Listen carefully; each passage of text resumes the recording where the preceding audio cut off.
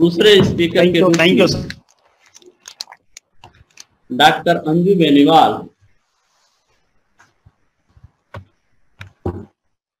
Department of sociology, government Meera girls PG college Udaipur Rajasthan से हैं।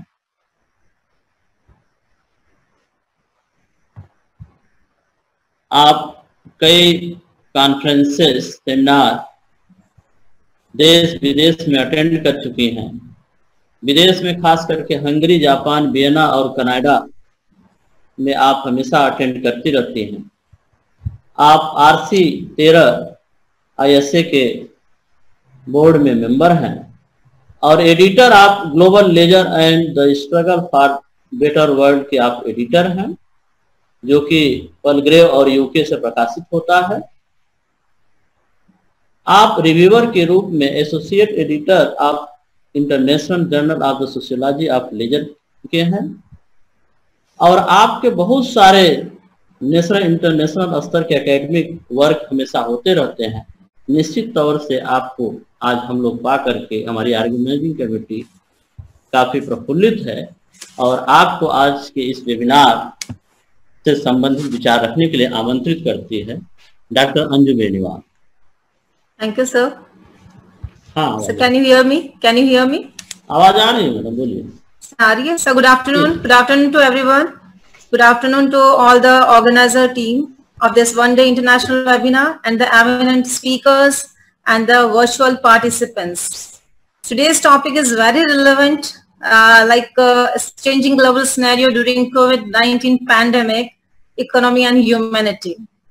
This topic is very relevant to today's situation which we are facing nowadays. And we all are social beings, we all are living in a society, and due to this crisis, we have seen various changes in social, cultural, economic, religious, and political aspects. And the COVID-19 pandemic is considered as the most crucial global health calamity for this century, and yes, the greatest challenge that the humankind faced. According to the report of the World Health Organization, more than 7 million cases COVID-19 and over 4 lakh deaths have now been reported. WHO as of 9 June 2020, I am giving this data. Although the situation in Europe is improving, globally it is worsening. In India, total number of patients, I would like to just give you the data before I would start my speech, because we have to just know what is going on at present and how we are checking these situations, taking these situations and handling these situations. This is the important part. So in India, total number of patients is 2,57,777 and total death is 7,468 and our recovery rate is 49.85% and death rate is 2.90%. Data is very hard to hear, but till 8 June 2020, this is given. The recommendations focus on promoting hygiene, social distancing and improving access to basic health services in indigenous population. Until now, there is no report of any clinically approved antiviral drugs or vaccines that are effective against COVID-19. Still we are struggling or fighting. अभी भी हम लोग लड़ रहे हैं. अभी तक कोई वैक्सीन जो है वो नहीं मिली है जिससे कि इसका इलाज हो सके. It has rapidly spread around the world, posing enormous health, economic and social challenges to the entire human population. Almost all the nations are struggling to slow down the transmission of disease by testing, treating patients, quarantining suspected persons through contact tracing, restricting large gatherings, maintaining complete or partial lockdown. COVID-19 has severely demobilized the global economy. जैसा कि अभी sir ने बताया कि सबसे ज्यादा जो प्रभावित हमारी हुई है वो हमारी अर्थव्यवस्था, हमारी इकोनॉमी हुई है. And many of the affected countries has decided to undergo complete lockdown, and so in India. On 24th March 2020, PM announced complete lockdown. Major international flights, all domestic flights, railway service, buses, and all transports are suspended. And due to this, what's happened? Due to this, production level has gone very low. Economy is now facing the threat of high inflation. मुद्रास्फीति की स्थिति आ चुकी है, and increasing unemployment, बेरोजगारी जो है वो भी बहुत बढ़ गई है. WTO, World Trade Organization, and the Organizations for Economic Cooperation and Development have indicated COVID-19 pandemic as the largest threat to global economy since the financial emergency of 2008 and 2019. After this 2000 and 2019, we are facing the same situation again. So it has remarkably bad effect on the day-to-day life of the entire human society and also on the world economy. This is very crucial situation. In these difficult times, our thoughts go to the people who are ill, to their families, and to all those risking their own health for the health of others around the world every day. Our policemen, our nursing staff, our doctors, our sanitary workers, our health workers, जो कि अपनी जिंदगी को दांव पर लगाकर हमारी जिंदगी के लिए लड़ रहे हैं. हमारा concern उन लोगों के लिए भी है. In order to stop the spread of virus in India as quickly as possible, the government has decided to close the borders and to accelerate the closure of all schools and nurseries. On 19th March, PM Modi announced a nationwide curfew. This was the beginning. And when we are talking about economic status, due to COVID-19, since professional activities have had to come to a halt, the majority of Indian jobs cannot be maintained at a distance or by telecommunication and as therefore already caused a significant drop in the income of the poorest Indian households. सबके लिए possible नहीं था work from home, work at home. इसलिए उस condition के अंदर बहुत सारे जॉब ऐसे थे जिनके अंदर कि हम लोग टेलीकम्युनिकेटिंग के द्वारा भी बैठकर उन जॉब्स को नहीं कर सकते थे. उस कंडीशन के अंदर बहुत बड़ा ड्रॉप डाउन हुआ हमारे इनकम के अंदर और उससे सबसे ज्यादा इफेक्टेड जो हुए वो पुअरेस्ट इंडियन हाउस होल्ड्स थे, जिससे एक आर्थिक भय का माहौल पैदा हुआ. वर्तमान जरूरतों के साथ साथ भविष्य की चिंता भी थी और जिसने समाज के अंदर एक बहुत ही क्राइम रेट को बढ़ाने के अंदर भी हेल्प किया. आज हम देख रहे हैं कि हमारी सोसाइटी के अंदर क्राइम भी बढ़ रहे हैं क्योंकि इकोनॉमिक जो ग्रोथ थी वो रुक गई. हम अर्थव्यवस्था में 20 साल पीछे चले गए. There are also health problems related to water. Water वैसे भी हमारे यहाँ देश के अंदर बहुत ही बड़ी प्रॉब्लम रही है. पानी की समस्या बहुत बड़ी समस्या रही है. और if will say then there is a simple act of washing hands, जैसे कि कहा जाता है बार बार हाथ धोइए. तो this is also like becomes difficult if not impossible, but it is difficult. In terms of food, if you can see, due to the closure of all schools in India means that for more than 100 million children, their one school meal a day, midday meal, I am talking about the midday meal, is no longer available. This meal becomes an additional economic burden for families who are now obligated to add this daily food to their budget. अब उनको खुद arrange करना पड़ रहा है 100 million बच्चों का मील अपने घर पर, तो ये उनके लिए एक परेशानी है. We have seen its impact on marginalized sectors, especially women, has been on several fronts. Instead, feminism has been locked down. The progress of achieving gender equality seems to be slowing down, arrested in the cups of pandemic. जब हम लिंग समानता की बात करते हैं, gender equality की बात करते हैं, तो वहां पर कहीं ना कहीं हम इस टाइम पीरियड के अंदर इस चीज को लैक पाते हैं, इस चीज की कमी पाते हैं.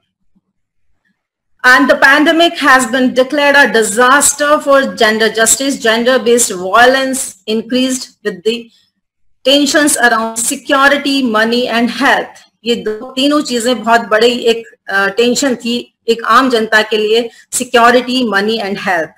And these conditions helps in increasing the violence, domestic violence. Within confined spaces, living conditions for certain families are not even healthy and can lead to violence against the vulnerable members of the family or household across the world, but more than specifically in India.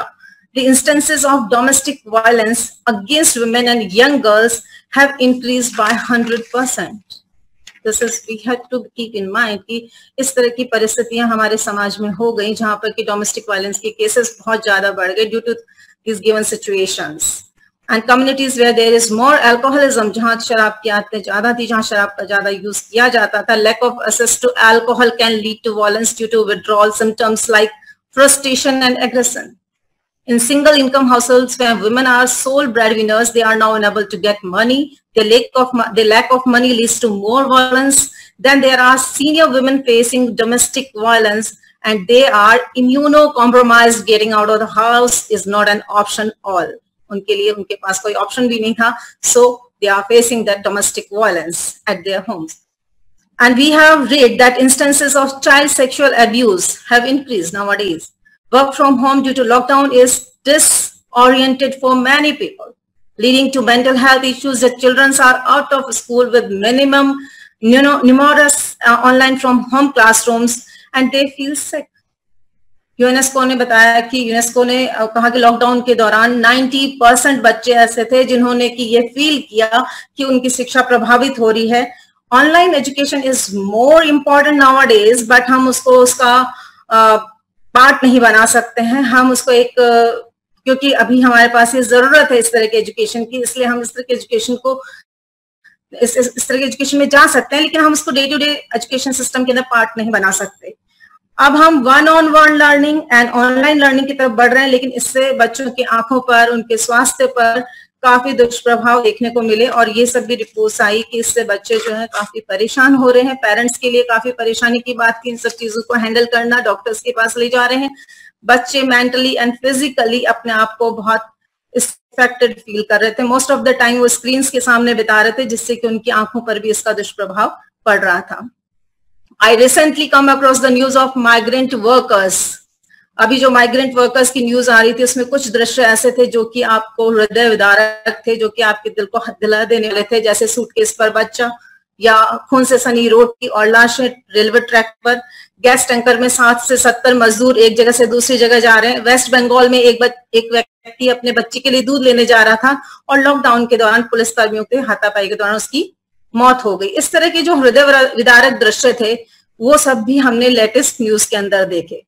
Countless such tragedies are likely unfolding the globe hidden in available statistics. While it appears that the virus is socially blind, virus नहीं देख रहा है कि आप गरीब हैं, अमीर हैं, पढ़े लिखे हैं, अनपढ़ हैं, उसके लिए भी all are equal.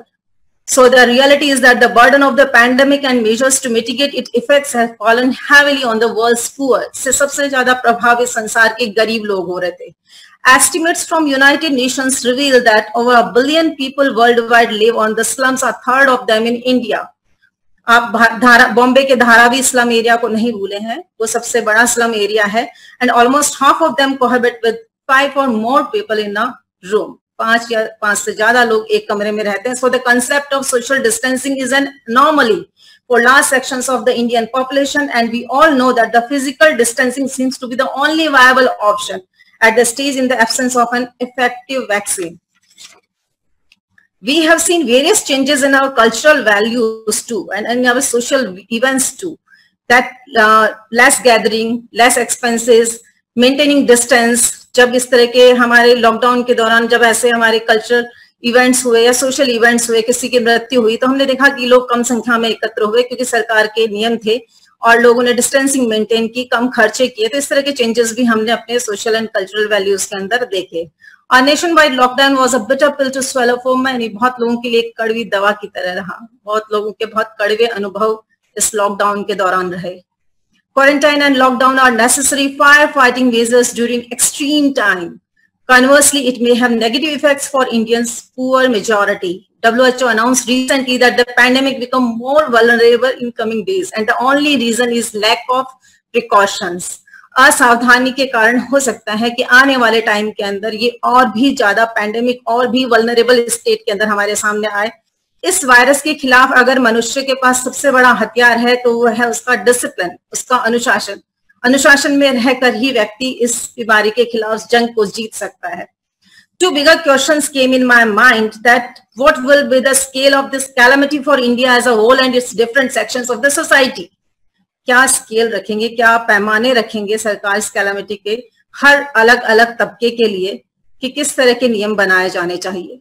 What about the projections for spread in rural areas, especially in light of the mass migration of workers, जो एक बहुत बड़ा mass migration माइग्रेट हुआ है गांव शहरों से गांव की ओर. उसके बाद वहां पर उस ग्रामीण क्षेत्र के अंदर किस प्रकार का प्रोजेक्शन होगा, किस प्रकार से लोग दिखाई देंगे, बीमारी की क्या स्थिति होगी, कितने लोग संक्रमित होंगे, ये सोचने वाली बात है. इसके बारे में अनुमान लगाना बहुत ही कठिन है. इसको देखा जाना चाहिए कि उसके बाद की स्थितियां क्या होंगी. Policy makers must devise interventions keeping in mind two important considerations. First is the susceptibility to infection spread. And the second is pre existing societal and economic vulnerabilities. इन दोनों चीजों का पॉलिसी मेकर्स को बहुत ध्यान रखना चाहिए before making any policy. Few suggestions from my side, क्योंकि आप सब लोगों ने बहुत कुछ कोरोना के बारे में सुना है, कोविड-19 के बारे में सुना है, and this is not the first international webinar और national webinar for you, but the thing is कि हमने इतना कुछ सुना है, लेकिन फिर भी उसके बाद कुछ चीजें हमारे दिमाग में आती हैं, कुछ बातें हमारे दिमाग में आती है कि समाज में ऐसा कुछ होना चाहिए। तो there is few suggestions from my side कि अभी कुछ दिन पहले हमने न्यूज़पेपर में पढ़ा था कि एक समाज विशेष के लोगों ने अपनी जो पूजा स्थल था उसको हॉस्पिटल के लिए दे दिया, वहां पर उन्होंने मरीजों के लिए अवेलेबल करा दिया जो कि इन्फेक्टेड थे। तो क्यों ना हम लोग जो हमारे मंदिर हैं उन्हें एज अ हॉस्पिटल यूज करें, क्योंकि हमारे पास हॉस्पिटल्स की संख्या कम है। उस कंडीशन में जो प्राइवेट हॉस्पिटल्स हैं वो मनमाना पैसा वसूल कर रहे हैं लोगों से। इस सिचुएशन से निपटने का एक ही तरीका है कि जहां भगवान की पूजा की जाती है क्यों ना वहां इंसान को बचाने की कवायद की जाए, उन मंदिरों को हम एज अ हॉस्पिटल यूज करें और जो मानवता का जो एक हमारा परम धर्म है उस धर्म को निभाने का प्रयास करें।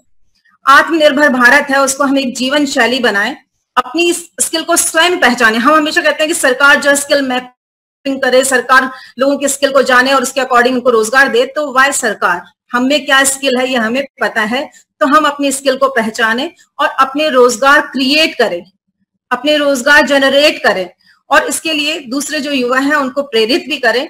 इसके लिए जरूरी है कि जो हमारी मेंटल थॉट है उसके अंदर एक चेंज लाना चाहिए।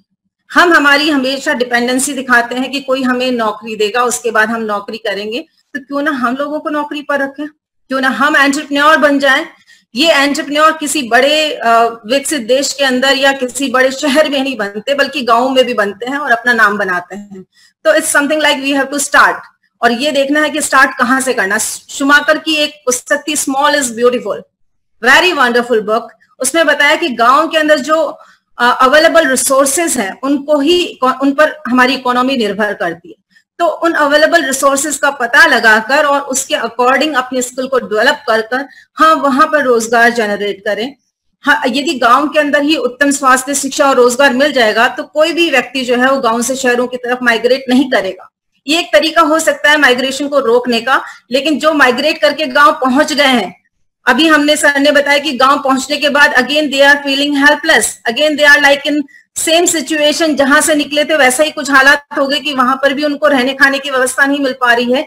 वो वहां भी उसी संघर्ष को झेल रहे हैं जो कि शहरों में झेल रहे थे। तो what they are doing, they are coming back, they are trying to come back. तो ये कम बैक वाली स्थिति नहीं आनी चाहिए। जब वहां गए हैं, जितने लोगों को वहां रोजगार दिया जा सकता है, जितने लोग उस वहां से रोजगार क्रिएट कर सकते हैं, जनरेट कर सकते हैं, वो करें। और रेस्ट जो है, अगर उन्हें लगता है कि शहर ही एकमात्र ऑप्शन है तो वो वहां आ सकते हैं। रिसोर्सेज बेस्ड इकोनॉमी जो होती है वो प्लेस टू प्लेस वेरी करती है। हम किसी एक गांव के जो अवेलेबल रिसोर्सेज हैं उसके बेस पे कोई भी किसी भी प्रकार की स्कीम नहीं बना सकते, उसका एक मॉडल नहीं बना सकते। इसके लिए जरूरी है कि हम रिसोर्सेज बेस्ड इकोनॉमी जो है उसके आधार पर अलग अलग मॉडल्स जनरेट करें और उनको उन जगहों पर लागू करें, जिससे कि जो रिवर्स माइग्रेंट्स की जो प्रॉब्लम है उसको सॉल्व किया जा सके। उन्हें स्मॉल इज ब्यूटीफुल का कंसेप्ट समझाना बहुत जरूरी है। सरकार के साथ साथ खुद उन्हें भी तैयार होना पड़ेगा कि वो अपनी प्रॉब्लम्स का सॉल्यूशन खुद निकाल सके। एक जो प्रॉब्लम है डिजिटल डिफरेंसेस की, कि हम जो टेक्निक्स काम में ले रहे हैं, दूर दराज के गांव में बैठे हुए बच्चे हैं, उनको परेशानी है कि वो अपने आप को ऑनलाइन एजुकेशन सिस्टम के साथ जोड़ नहीं पा रहे हैं। बहुत सारी समस्याएं हो सकती हैं, नेट की समस्या हो सकती है, टेक्नोलॉजी के बारे में जानकारी का अभाव हो सकता है, या इक्विपमेंट्स को काम में लेने की नॉलेज का अभाव हो सकता है। इन सब चीजों को किस तरीके से कॉम्बैट करना, that we have to decide. उन बच्चों के अंदर शिक्षा को ना प्राप्त करने का जो डर है उसको निकालना होगा। We have to deal with the situation by doing possible efforts. And the one more thing is media. Media का बहुत बड़ा रोल होता है किसी भी सोसाइटी के लिए, क्योंकि मीडिया हमें बताता है कि what is going on. तो मीडिया को अपना जो रोल है बहुत ही सेंसिटिव मैनर के अंदर प्ले करना चाहिए, ना कि वो इस सेंसिटिव इश्यू को और ज्यादा सेंसिटिव और ज्यादा भयांक्रांत कर दे, लोगों को इतना डरा दे कि लोग भागने लग जाएं। वो उनको पॉसिबल जो ऑप्शंस है वो दे, वास्तविकता को बताएं, लेकिन वातावरण के अंदर भय पैदा ना करें। ये मीडिया की एक रिस्पॉन्सिबिलिटी रहती है। और जो हमारे नेबर्स और जो फॉरेन विजिटर्स हैं जिनके प्रति हमारा बिहेवियर काफी चेंज हुआ ड्यूरिंग दिस कोविड-19 पीरियड, हमें जरूरी था कि हम ह्यूमैनिटी ग्राउंड पर अपना व्यवहार करें। हम खुद सोचें कि अगर हम उनकी जगह होते और हमारा व्यवहार उनके प्रति ऐसा होता तो कैसा होता। We should maintain harmony in our society by using this humanity background. And what we have to do now, अब हमें क्या करना है? चीजें हो गई, हम लॉकडाउन को क्रॉस कर गए, हम अनलॉकडाउन स्टेज के अंदर आ गए। अब अनलॉकडाउन स्टेज के अंदर हमको कौन कौन सी प्रिकॉशंस रखनी है, हमको क्या ध्यान रखना है, that's the most important thing कि अब हमें क्या करना है। You all heard sharing is caring, ये हमारा कल्चर है कि हम शेयरिंग इज केयरिंग में बिलीव करते हैं। But now what we have to do is we have to just share our thoughts, our views, not our personal belongings. हमें अपने विचार शेयर करने हैं, हमें थॉट्स शेयर करने हैं, अपने व्यूज शेयर करने हैं, लेकिन अपनी पर्सनल बिलोंगिंग्स लाइक अ मोबाइल, अ फूड, ये सब शेयर नहीं करना है। सेकेंड थिंग इज कि जब हम घर से बाहर पहले निकलते थे, we used to carry food and water with us. Now we have to carry 3 more things with us, that is mask, gloves and sanitizer. ये तीनों चीजें भी आपको अपने साथ essential things की तरह कैरी करनी है, just to protect yourself, अपने आप को सुरक्षित रखने के लिए और अपने साथ साथ दूसरे लोगों को भी सुरक्षित रखने के लिए, क्योंकि ये काम आप अपने लिए नहीं कर रहे हैं। This work is you are doing for your society. आप अगर इन्फेक्टेड होते हैं तो आप अपने साथ साथ कितने लोगों को इन्फेक्टेड करते हैं। So you are just saving yourself by saving others. And जब आप इस लॉकडाउन के बाद अनलॉकडाउन पीरियड के अंदर वर्क प्लेस पर जाएंगे तो definitely you will see some behavioural changes. आप अपने बॉस के बिहेवियर में चेंजेस देखेंगे, आप अपने कोलीग्स के बिहेवियर में चेंजेस देखेंगे, क्योंकि वो सब लोग एक ऐसे फेज को पास करके आए हैं जहां पर कि शायद वो भी इकोनॉमिक क्राइसिस से गुजरे होंगे, शायद वो सोशल कुछ ट्रॉमास से भी गुजरे होंगे, मेंटल ट्रॉमास से भी गुजरे होंगे। तो डेफिनेटली उनका सोशल बिहेवियर जो है वो चेंज होगा। तो at that stage what you have to do, you have just to tackle that situation peacefully and with mindfulness. आपको शांति से उस सिचुएशन को हैंडल करना है, ये आपका प्रायोरिटी के अंदर रहना चाहिए। This is actually all mind game. सब कुछ आपके दिमाग में है, डर भी आपके दिमाग में है और डर नहीं भी आपके दिमाग में है। किसी भी सिचुएशन को हैंडल करना, how to handle is all about mind game. Because if your mind is stable and if you are optimist in nature, then definitely you will find a way. Where there is a will, there is a way. ये हम सुनते आ रहे हैं कि जहां चाह वहां रहा, और जहां चाह है वहां रहा है। तो क्यों ना हम एक चाहत ऐसी रखें कि हम समाज के अंदर एक पॉजिटिव, एक ऑप्टिमिस्ट बिहेवियर के साथ डील करेंगे लोगों के साथ, और लोगों को भी बताएंगे कि ये इतना क्रूशियल नहीं है, इतना भयाक्रांत करने वाली स्थिति नहीं है, आप पीसफुली भी इस सिचुएशन को हैंडल कर सकते हैं। And I would recommend 2 books here just to read. That one is You Can Heal Your Life by Louise Hay and Power of Your Subconscious Mind, Joseph Murphy. Time to listen your inner voice. जब हम lockdown में थे तो हमने अपने अंदर की आवाज सुनी, हमने अपनी आत्मा की आवाज सुनी, लेकिन उस आत्मा की आवाज को अब दबाना नहीं है। जब अब आप अनलॉकडाउन पीरियड के अंदर आएंगे तो अगेन आपको उस अंदर की आवाज के साथ में जो सिचुएशंस है उनको हैंडल करना है। कोविड-19 के दौरान हमने मानवता को मरते हुए भी देखा है और जीते हुए भी देखा है। ये ह्यूमैनिटी थी जिसकी वजह से आज हम जिंदा हैं, क्योंकि हमने देखा कि सोनू सूद जैसे लोग भी थे जिन्होंने ह्यूमैनिटी का बहुत ही सर्वोत्तम उदाहरण प्रस्तुत किया, और कुछ लोग ऐसे भी थे जिन्होंने कि अपने नेबर्स को या फिर अपने पास में रहने वाले डॉक्टर्स जो कि उनके नेबर थे उनको भी काफी इल ट्रीट किया, और मालिक थे जिन्होंने कि मजदूरों को फैक्ट्रीज से बाहर निकाल दिया कि उन्हें महीने की तनख्वाह नहीं देंगे, फूड नहीं देंगे, जिसके डर के कारण वो लोग वहां से निकल गए, रवाना हो गए। तो उस तरह का बिहेवियर भी देखा हमने। देखा सरकारी संस्थाएं, गैर सरकारी संस्थाएं, कुछ समाज के वर्ग के लोग या कुछ सामाजिक संस्थाएं जो थी, उन्होंने बहुत बढ़ चढ़कर मानवता का परिचय देते हुए जो गरीब जरूरतमंद लोग थे उन सब लोगों को फूड अवेलेबल कराया, शेल्टर अवेलेबल कराया। तो वो अपने आप में बहुत बड़ा एग्जाम्पल था ह्यूमैनिटी के लिए। और इसी ह्यूमैनिटी के कारण जो है आपातकाल में गरीब जरूरतमंद जो थे वो काफी रिलैक्स फील कर पाए। एक बहुत इंपॉर्टेंट चीज है कि चुनौती नहीं, उसके प्रति प्रतिक्रिया जो होती है वो हमें सफल या विफल बनाती है। चैलेंजेस हमेशा लाइफ में होते हैं, लेकिन उस चैलेंज को आप किस तरह से, उसकी रिएक्शन कैसे देते हैं, दैट इज इंपॉर्टेंट थिंग। अगर आपका रिएक्शन पॉजिटिव है तो you will definitely get success, और अगर आपका रिएक्शन पॉजिटिव नहीं है तो आप सक्सेसफुल नहीं होंगे।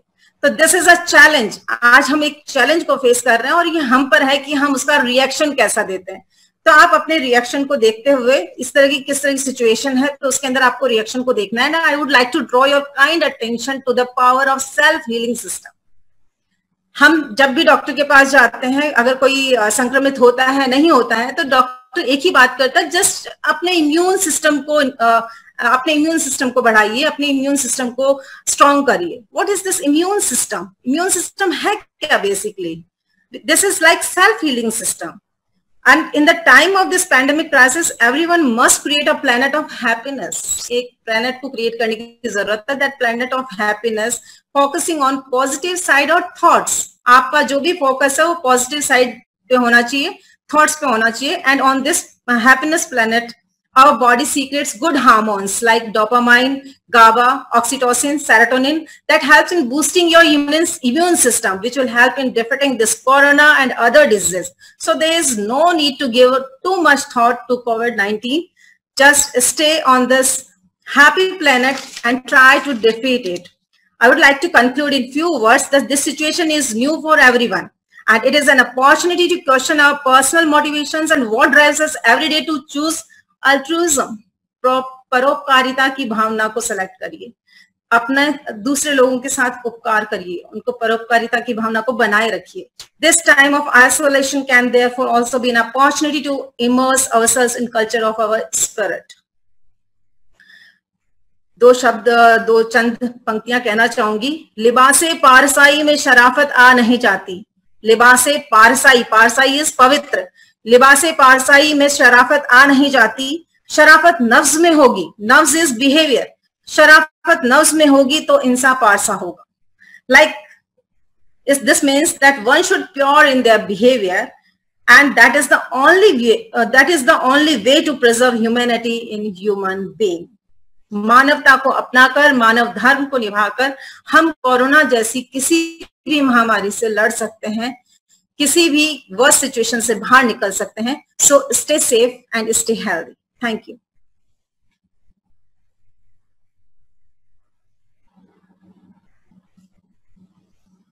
Thank you sir. Thank you everyone. Thank you Alok sir for giving me this opportunity.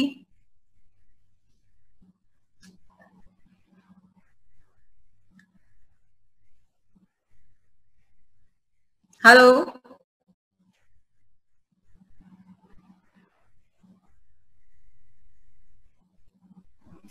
हाँ मैडम, अरे धन्यवाद।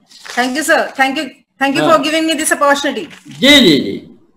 हेल्थ इशू को आपने WHO के डाटा के साथ जोड़ करके बताने की कोशिश की और वैक्सीन ना होने से जो समस्या आ रही है उस पे भी आपने विस्तृत फोकस किया और लॉकडाउन से उत्पन्न इकोनॉमिक क्राइसिस की भी बात की, जिसमें अनएम्प्लॉयमेंट ज्यादा बढ़ा और इस अनएम्प्लॉयमेंट ने सबसे अधिक गरीबों पे, श्रमिकों पे, मजदूरों पे प्रभाव डाला, जिससे क्राइम की भी एक संभावना आपने जताई। और इस कोरोना काल में काम करने वाले पुलिस, डॉक्टर, नर्सेस एंड अन्य सोशल वर्कर पे भी आपने फोकस किया और माइग्रेंट वर्कर को भी आपने देखा और स्लम एरिया जो मुंबई का धारावी है उसका भी उदाहरण देकर के आपने बताने की कोशिश की। पॉलिसी मेकर को आपने कहा कि नए ढंग से उनको सोचने की जरूरत है।